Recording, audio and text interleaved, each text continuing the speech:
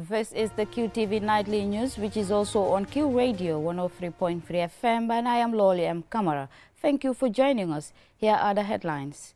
His Excellency President Adama Barrow on Monday commenced his constitutionally mandated Meet the People tour with a flurry of activities in the North Bank region. In Belém, Brazil, world leaders convened in the Amazon on Monday for the 30th United Nations Climate Change Conference, calling for ambitious action on climate finance, adaptation, and justice for vulnerable nations. The National Human Rights Commission, in collaboration with the November 11 Victims and Families Foundation, held a commemorative ceremony to honor the victims of the November 11, 1994 tragedy in the Gambia, which followed an alleged attempted coup. In international news, the Federal Republic of Germany has pledged 49 million euros to support ECOWAS in strengthening peace, economic development, health and security across the West African region. In sports news, the Gambia is amongst 51 nations competing at the 6th Islamic Solidarity Games, which began on Friday with a colorful opening ceremony in Riyadh, Saudi Arabia. Those were the headlines. Now the news in detail.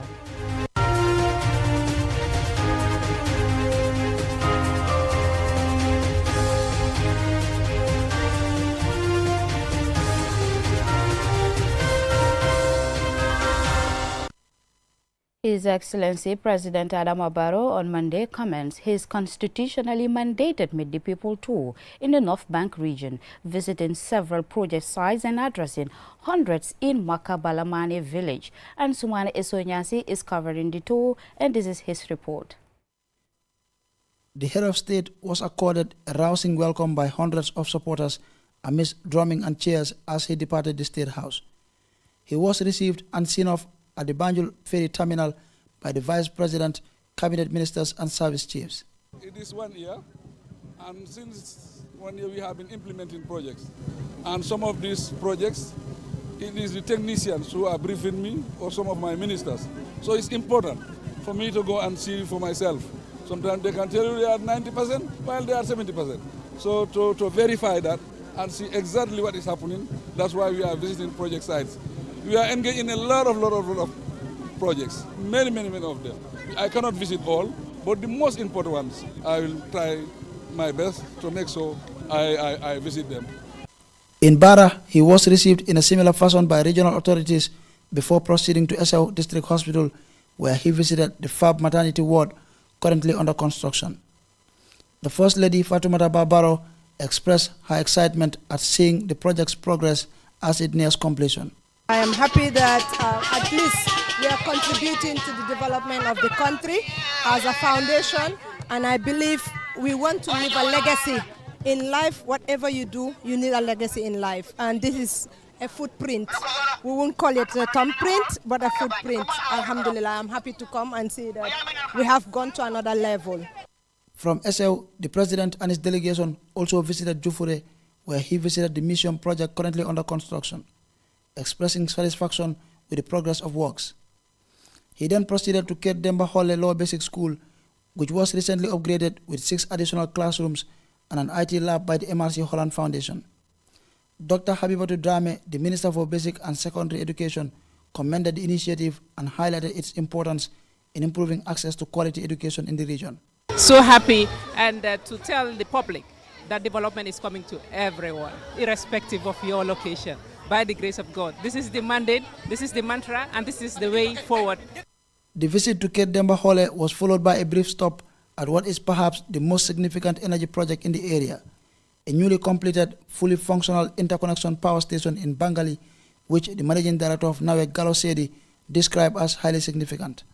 Switch station provides the redundancy that is needed to ensure that there's always continuity in terms of power supply. So if you have a problem in another part of the country, you can still have electricity on the other side. Before that, if you have power problems, say in Bara, all the way to Farafenni, everywhere is off. The President's final stop for Monday was at Makabalamane village, where several speakers, including George Sonko, Chief of Lower Nyomi, Omar Diouf, a youth leader, and Adama Barrow, the women's representative, commended the president for bringing several development projects to the area. They particularly highlighted the Hakalang Road project, which they described as historic. However, many farmers also expressed concern about the price of groundnut, the lack of roads in certain communities, and the need for more hospitals. In response, the president reaffirmed his administration's strong commitment to addressing their development needs while renewing calls for unity and peaceful coexistence. Ansman Eso Nyasi for KTV News. The 30th United Nations Climate Change Conference, COP30, opened on Monday in the Amazon city of Belém, Brazil, where world leaders are gathering to push for ambitious action on climate finance, adaptation and justice for vulnerable nations. Jill Denjai reports from there. World leaders have arrived in Belém in the heart of the Amazon, where over the coming days, discussions will focus on turning climate promises into concrete actions. This year's summit emphasizes 6 core themes: climate finance, adaptation, mitigation, loss and damage, and the global stocktake of commitments, and a just transition. Brazil's President Luiz Inácio Lula da Silva opened a leaders' session in Belém and was joined by UN officials and the COP30 President, Ambassador André Correa do Lago. Together, they urged renewed urgency, warning that time is running out to keep global warming below 1.5 degrees Celsius. COP30 will be the COP of truth. In the era of fake news and misinformation, the obscurantists reject not only the evidence by science, but also the multilateralism progress. They control algorithms, sow hatred, and spread fear. They attack institutions, they attack science and universities. Now it's the moment to impose a new defeat to the denialists. Without the Paris Agreement, the world would suffer with a catastrophic warming up of almost 5 degrees till the end of this century. So we're moving to the right direction, but at the wrong speed. Finance remains the cornerstone of trust at these talks. Developing countries, particularly those in Africa and the least developed countries, are demanding predictable, accessible funding to adapt to rising temperatures, recover from disasters, and shift to cleaner economies. Ambassador André Correa do Lago, with 43 years of diplomatic experience, is the new COP30 president. The COP30 president said that despite recent setbacks, the living conditions of populations around the world can and must continue to improve, saying science, education and culture are the paths that we must follow. This is a COP of implementation. I hope it will be reminded as a COP of adaptation, a COP of advancing climate integration with the economy, activities, generation of jobs, and above all, a COP which will hear and believe in science. Here is Simon Steele, the Executive Secretary of the United Nations Framework Convention on Climate Change. We have so much more work to do. We must move much, much faster on both reductions of emissions and strengthening resilience. The science is clear. We can and must bring temperatures back down to 1.5 degrees Celsius after any temporary overshoot. Lamenting is not a strategy. We need solutions.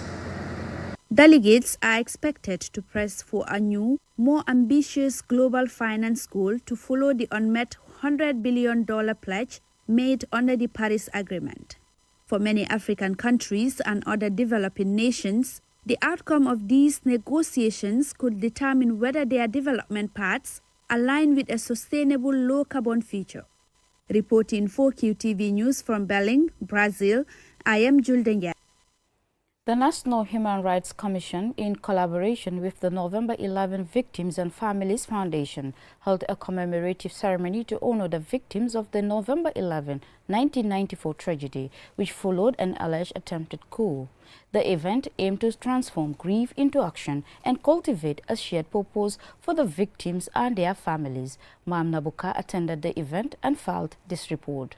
The event, which took place at the NHRC office in Kotu, brought together survivors, family members of the victims, human rights advocates and organizations to reflect on the past and advocate for justice.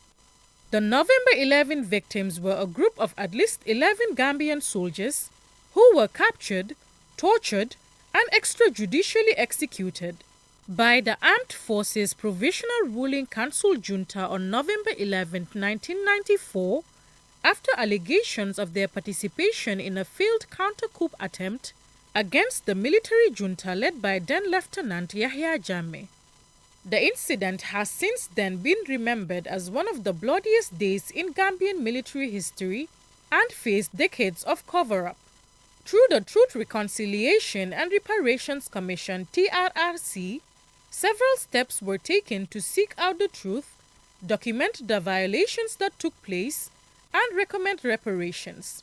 As a result of that, human rights and victim-led organizations, alongside survivors and the families of the victims, continue to advocate for justice and accountability. Emmanuel Daniel Diouf, the chairperson of the NHRC, and Sirandau, the country director of the African Network Against Extrajudicial Killings and Enforced Disappearances, ANECED, highlighted the importance of continued efforts in transforming grief into action. Remembrance is important, but that in itself is not just enough. The best way to honor the victims is also through action, and speedy action, by ensuring that the rights they were denied become the rights we protect for all. The accountability mechanisms are in place. Yes, there are challenges globally, but what can we do locally as well? And I think it is also time for all of us, not just the government, to come together and look for practical solutions that we can do in the here and the now. Here Anganar Yasin Jang, the Deputy Executive Secretary of the Victims Reparations Commission, and Balo Sedi Khan, a survivor and the chairman of the November 11 Victims and Families Foundation. What we'd like to see moving forward is more collaboration between our institutions and with victims' organizations. That way we can map out a way forward to implement our mandate and ensure that these things do not happen again. Survivors and detainees have endured both physical suffering and deep psychological scars, carrying the burden of trauma that persists to this day. It is time to honor those who sacrificed their lives, to reaffirm our commitment to peace and justice, and to ensure that such tragedies are never repeated. The NHRC and the Foundation reaffirmed their commitment to ensuring that the voices of the victims and their families are heard, while their pursuit of justice continues to inspire meaningful action and change. Mam Nabuka, reporting for QTV News. We'll now go for a commercial break. When we return, we have more national, international, and sports news stories. Do stay tuned. It's time to celebrate women who lead, innovate, inspire, and empower. Join us for the GWCC Women in Business Forum and Awards Ceremony, prestigious evening, proudly organized by the Gambia Women's Chamber of Commerce, GWCC, honoring resilience, excellence, and leadership in business. The theme for this year is For All Women and Girls, Rights, Equality, and Empowerment. On that day, GWCC will give awards in the following categories: Women in STEM of the Year, Women Entrepreneur of the Year, Regional Women Agropreneur of the Year, Women in the Catering of the Year, Women in Green Business of the Year, and Lifetime Achievement Award. Be inspired, celebrate success, support women in business. Tables and tickets are available for sales. Linger table, $50,000. Garmi table, $40,000. Taru, $30,000. Jigéen Jambar individual tickets, $2,000. Mark the date, Friday, 28 November, 2025. Time, 7 p.m. onwards. Venue, Sir Dauda Kairaba Jawara Conference Center. For bookings and information, contact 2030-080-319-2823. 662-3282. At GWCC, women-owned businesses are our priority. This advertisement is proudly sponsored by EU.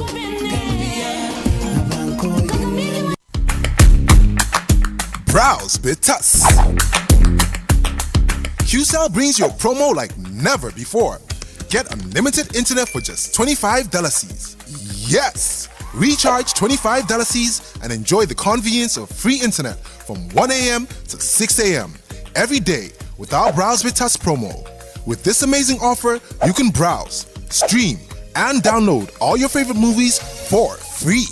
So why wait? Recharge $25 today and enjoy free internet only with QCell between 1 a.m. to 6 a.m. For more information, call customer care on 111. QCell, Senior Bus, we innovate, others follow. Terms and conditions apply.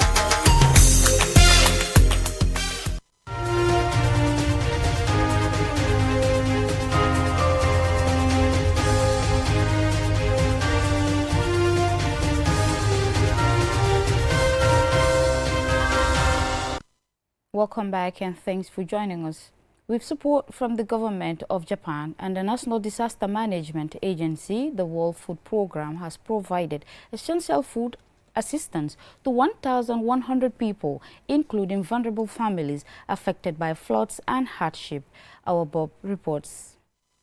The donation that includes rice, oil, beans and salt is part of WFP's mission to provide food assistance during emergencies and to use food aid as a pathway to peace, stability and prosperity for vulnerable communities. Babukar Fofana, NDMA representative, stated that the beneficiaries were selected during complied data on flood victims, while others were identified through the government social registry. Priority was given to widows, orphans, the sick and the poor. He added that each beneficiary will receive 72 kilograms of rice, 14.4 kilograms of beans, 1.2 kilograms of salt, and 5 liters of cooking oil on a monthly basis for 2 months. Sambaba, governor of the Upper River region, applauded the initiative, emphasizing the importance of supporting vulnerable communities. These are people that you know that they are within the poverty line. They are highly affected as far as disasters are concerned and other issues are concerned. The items that are being shared today, distributed today, they are very vital as far as our daily consumption is concerned. Suleiman S.S. Jame of the World Food Programme Bassefield office emphasized the importance of providing such assistance. This is an assistance given to people when they obviously need it. This is called lean season response. This is the time when people who have disaster really need assistance.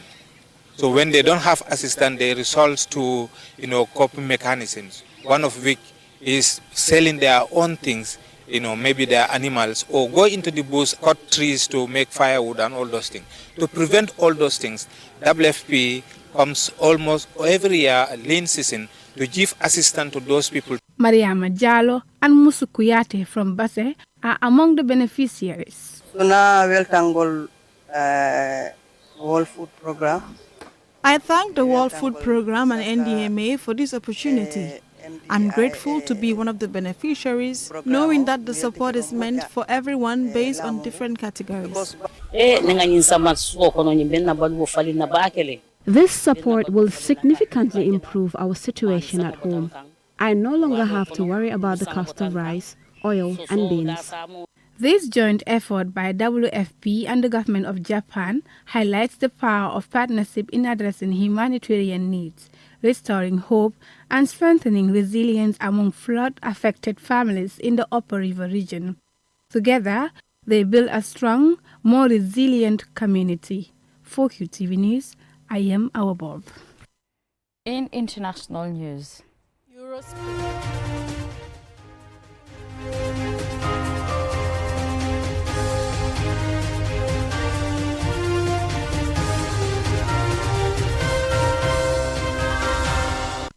the Federal Republic of Germany has pledged 49 million euros to support the Economic Community of West African States, ECOWAS, in strengthening peace, economic development, health and security across the West African region. Mam Nabuka has the rest of the story. The 49 million euros pledge follows the successful outcome of bilateral negotiations on development cooperation held at the ECOWAS Commission headquarters in Abuja, Nigeria on November 4th and 5th, 2025. The high-level meeting brought together key representatives from both sides, including Her Excellency Annette Gunther, Ambassador of the Federal Republic of Germany to Nigeria and ECOWAS, Mr. Christoph Rau, Director for Africa at Germany's Federal Ministry for Economic Cooperation and Development, and the ECOWAS delegation, led by Vice President Damtien L. Chinchibida. Vice President Chinchibida welcomed the German delegation and reaffirmed ECOWAS's commitment to advancing regional integration and resilience in the face of ongoing political, economic, and security challenges. Above all, West Africa's Sahel region is currently experiencing serious security challenges. Discussions during meetings centered on key areas of cooperation between Germany and ECOWAS and highlighted challenges facing West African states, such as political transitions, economic pressures, and the need for institutional reform. The negotiations thus concluded with a joint commitment to the ECOWAS Vision 2050 and Germany's Africa Strategy, which aims to focus on shared goals for a prosperous, integrated West Africa and Africa-led solutions for regional peace and stability. Damtien El Chinchibida, Vice President of the ECOWAS Commission, Annette Gunther, Ambassador of the Federal Republic of Germany to Nigeria, and Christoph Rau, Director for Africa at Germany's Federal Ministry for Economic Cooperation and Development, all underpinned their shared commitment to peace, security, and regional integration.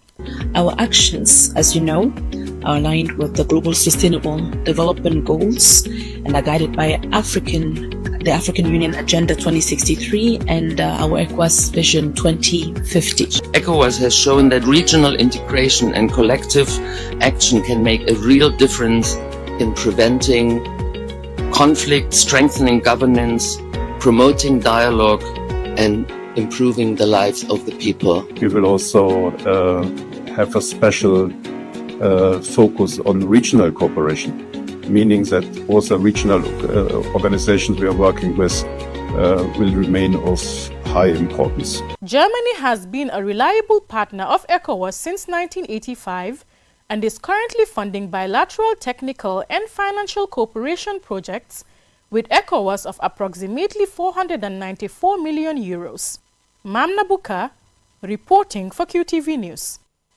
Also in international news, residents of Lere, located in western Mali near the Mauritanian border, are fleeing the town after jihadist fighters from Jama Nusrat al-Islam wa al-Muslimin enforced a complete blockade, cutting off access to food, fuel and medical aid, leaving the population desperate and facing starvation. Esatubari reports.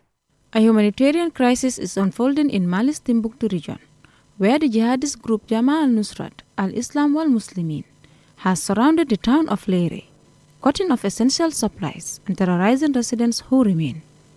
According to the United Nations Refugee Agency, between 2,000 and 3,000 people have fled Lere and the surrounding villages over the past 2 weeks, seeking safety across the border in Mauritania. Those left behind describe scenes of hunger and fear, shops shuttered, markets empty, and no fuel or grain available. The blockade of Lere reflects a broader strategy by jihadists across Mali, who are increasingly relying on economic warfare rather than direct confrontation. Fuel convoys, trade routes, and government supply lines have been targeted, leaving several towns in darkness due to fuel shortages and disrupting road transport between key regions. The Malian military junta, which seized power in 2021, has struggled to contain the insurgency. Despite recent airstrikes and reinforcements, the blockade remains, demonstrating the militants' growing capacity to disrupt daily life, even far from active battle zones.